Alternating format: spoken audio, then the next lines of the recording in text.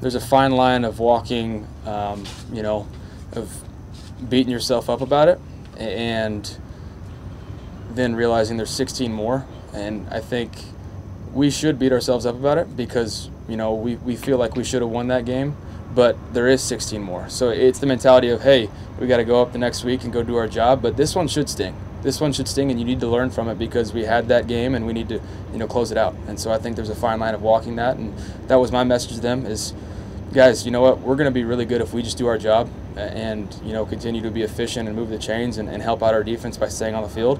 But this one needs to sting, and you need to remember that all the little things matter, and that's how you need to approach the week of practice. Definitely all the time that you put in the off season, all the, you know, the extra week of preparation against that week one opponent.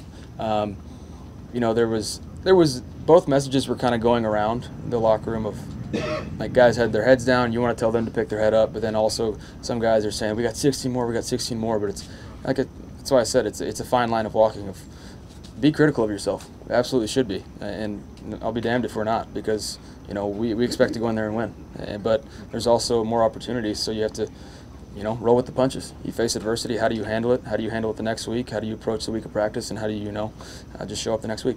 I know you wanted that last pass back. I know you wanted to throw in the third row. From a teaching standpoint or a learning standpoint, you just need to get rid of it once you saw that opening instead of stepping up. Was that a mistake there? No, I think, you know, hindsight's 20/20. I mean, I want to throw it out of bounds. You can say throw it away earlier, but then, you know, the coaching points of me trying to use my legs and scramble out and take advantage of some of the free yards, there's going to be criticism either way, regardless. Just try and find a way to not have a negative play. Were you trying to throw it out of bounds and yes, just the act of falling messed it up? Well, yeah, I mean, I definitely wasn't trying to throw it straight to 21. That's for damn sure. So I was trying to throw it out of bounds. Sorensen just got enough of me to keep it in bounds. The fourth quarter plays are the ones that, you know, truly can change the momentum, especially when you're on the road and the crowds get into it in Kansas City.